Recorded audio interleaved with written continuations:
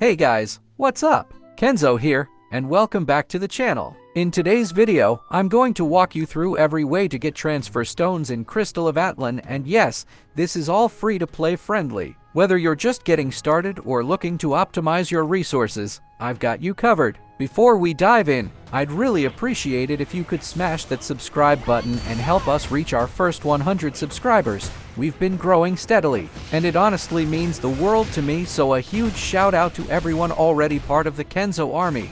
We're dropping new Crystal of Atlan videos and guides every week, so make sure to stick around. Alright, let's kick things off with the guild shop. One of the most consistent ways to get transfer stones without spending a dime. When you play the game and interact with other players, you'll receive likes. You can trade these likes in the guild shop for a variety of resources, including, you guessed it, transfer stones. Now, if you're having trouble getting likes, don't worry, there's another method. You can donate items your guild is currently requesting. Most of these materials are easy to farm in exploration zones, and over time, you'll naturally collect them just by playing the game.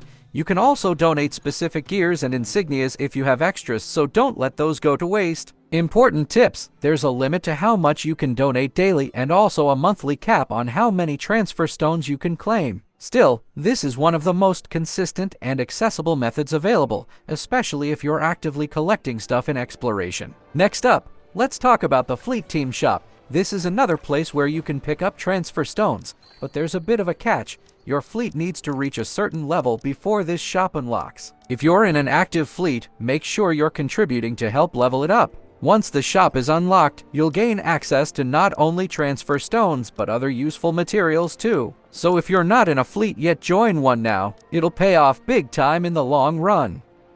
The third place I want to highlight is the Adventure Team Shop. You can earn memory crystals by completing daily activities, side missions, and exploration with your characters. Once you have enough memory crystals, you can head to the shop and exchange them for different rewards, including transfer stones. That said, just like the guild shop, there's a monthly limit here too. You can only get 2 every month, so it's not something you can abuse or farm endlessly. But now, these next 2 spots are a bit of a gamble, but still worth knowing about. First, we have Shanna's Gift. This is essentially a random loot reward that refreshes daily. Sometimes you'll get lucky and see transfer stones pop up. Sometimes you won't. It's totally RNG based, so don't rely on this method, but when it does appear, it's a nice bonus. Then there's the Wondrous Shop, and this one is much more consistent, especially if you're strategic. While the items in the shop rotate daily, transfer stones show up fairly often, and this is honestly where I get the majority of my transfer stones from.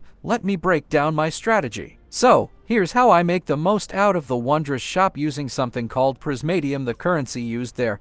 Now, Prismadium isn't super hard to get, even for free-to-play players. The trick is to sell your in-game gold in the auction house. Selling gold gives you Prismadium, which you can then use in the Wondrous Shop to buy transfer stones, summon tickets, and other premium items, sometimes at discounted prices. There's a trade-off, of course. You need gold to upgrade your gear, especially when pushing 15 enhancement levels. If your gear is already decent, consider selling gold to build up Prismadium. If you're still gearing up hard, maybe hold off for a bit and focus on upgrades first. Personally, I run multiple accounts, and I use this method across all of them. That way, I'm able to get 3 or more transfer stones per day, depending on shop rotation and luck. This is hands down the most effective free-to-play method for getting transfer stones consistently. And that wraps it up. Those are all the current methods to get transfer stones in Crystal of Atlan, especially if you're trying to play smart without spending real money.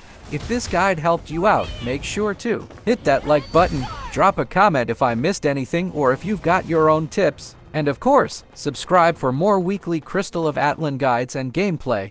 Thanks for hanging out with me today, good luck grinding, and I'll catch you in the next one. Peace!